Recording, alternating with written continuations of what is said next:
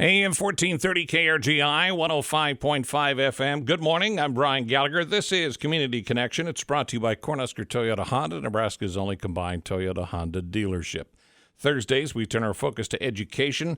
Things are a little up in the air at GIPS because of the recent strange weather occurrences and delayed effects yesterday. Cindy Wells, Activities Director, is with us on the phone today to bring us up to date. I do not envy your job on days like this, trying to put all of these pieces back together.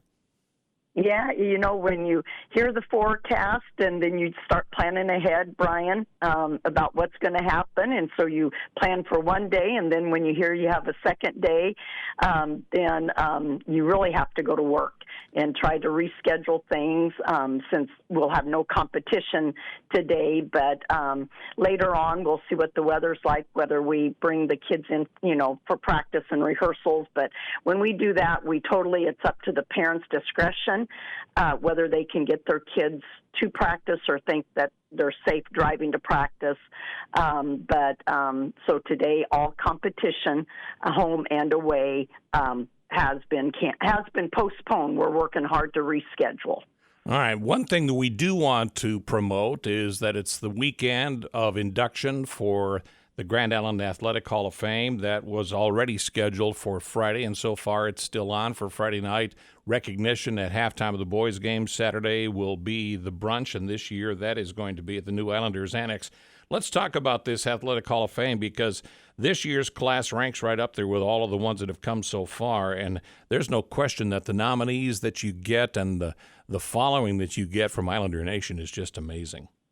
Yeah, this is really special for our alumni, and we started it a few years ago. It was a passion that Joe Cutlass and Dan Thayer really wanted to do something different than the Football Hall of Fame, which Coach Tomlin and his staff and committee, they do such a wonderful job. And we thought it's time to do something for the other athletes that went through Grand Island Senior High. And so, Brian, it has been, such an honor reading some of the bios and everything about our athletes, and appreciate people, sending in and recommending, who we should look at. And once you go back in history and start looking through all of their bios, we had some great athletes that go through Grand Island Senior High. We do want to say a special thanks to the sponsors of the different awards. Dr. Tom and Lynn Warner, sponsor of the Athlete Award.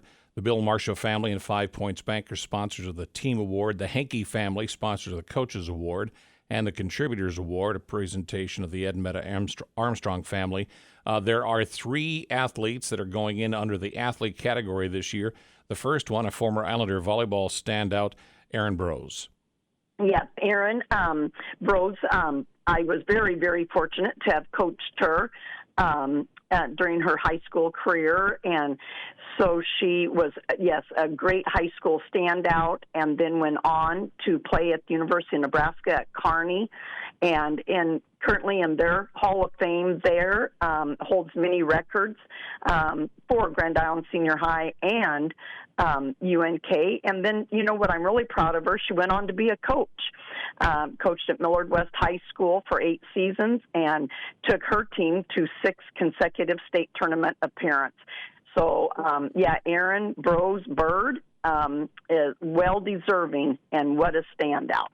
Another athlete that'll be recognized is one that made some noise in the Big Ten. I mean, some big noise, Sarah Kane. Yep. Back in the day, Brian, we had gymnastics at Grand Island Senior High, and then, of course, we no longer have it. But Sarah really competed in the Twisters Club in Grand Island. But she was also part of the 1994-95 U.S. Championship and placed 21st in the U.S. Championship, and then went on to compete at the University of Michigan from 1996 to 2000. And the Michigan gymnastics team won 3 Big Ten titles. So, Sarah Kane, I know she was really fun to watch. And she was inducted into the Michigan Hall of Honor back here a couple of years ago, so congratulations. Yep, in 2000, and in fact, in 2000, she was Michigan's Female Athlete of the Year, and then, like you said, she was inducted into the University of Michigan's Hall of Fame in 2020, and that's Sarah Kane. Baseball is something that, from a high school sport, has been around for, it's almost 15 years now. But prior to that, of course, American Legion Baseball, it was a long-time standard here in central Nebraska. And a guy that's going to be inducted because of his American Legion play and then going on and playing baseball at the University of Nebraska was Gene Stoes. Yeah, and, Brian, it has really been fun communicating back and forth with Gene. And we decided a few years ago that we did want to recognize, since we did put in high school baseball, we did want to recognize our baseball players. And Gene Stoes is probably one of the most standout baseball players that has gone through the community of Grand Island. And then, like you said, went on to play his career at the University of Nebraska at Lincoln, holds many records at both the Legion and the university, and then was played semi-professional career for a while, was drafted in the 12th round by the Oakland Athletics in 1968. In 1972, was drafted in the 3rd round by the Chicago White Sox, and in 1973 was drafted in the 2nd round by the Cleveland Indians.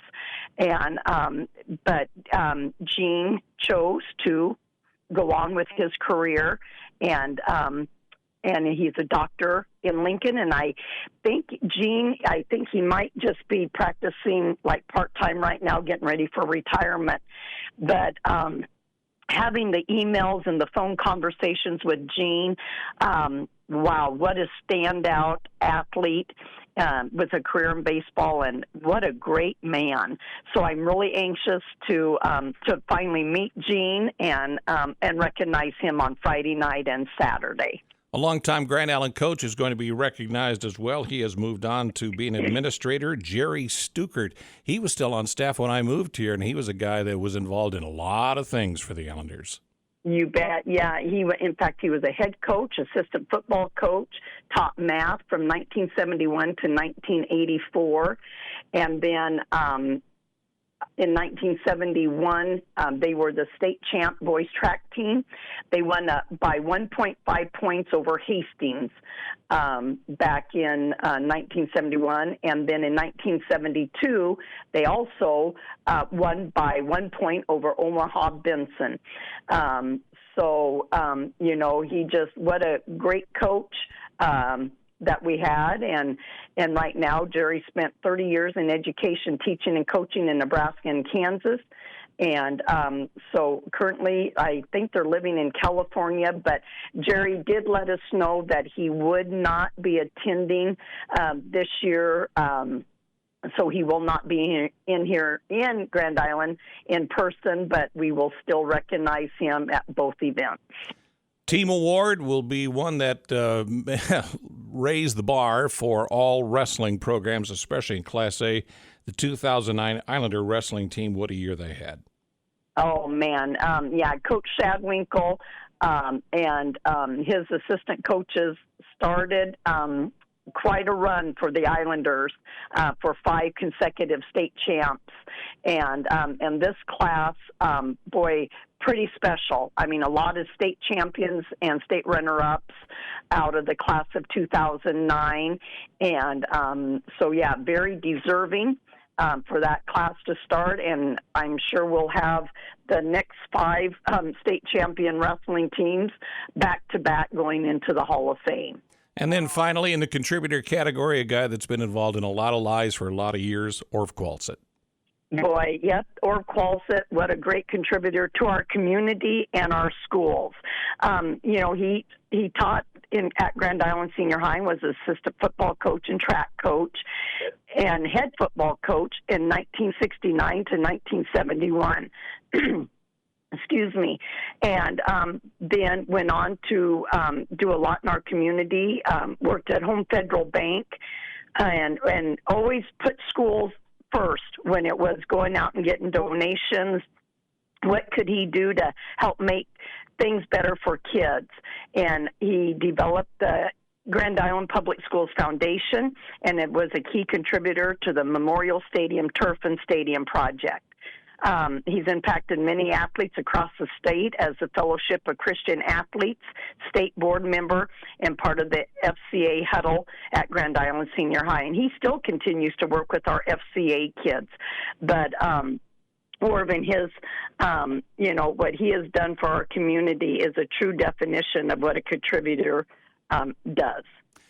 The recognition will come at halftime of the boys' basketball game tomorrow night as they take on Lincoln Pius X. There will be a brunch at the Allender Annex on Saturday morning starting at 10:30. Tickets are available at the activities office. Whatever's left will be available at the door. Cindy, this really is a great group again, being inducted into the Grand Island Athletic Hall of Fame. So thanks to you and all of the work that you do. Good luck with all of the schedule changes that are going on. But otherwise, we're bound to see you sometime this weekend. You bet. Well, thanks, Brian, for always being the voice of the Islander, and we look forward to you announcing all of these great Hall of Fame inductees on Friday night, and then being our MC on Saturday morning at the brunch. So thank you, Brian, for everything that you do. Good morning from AM 1430 KRGI 105.5 FM.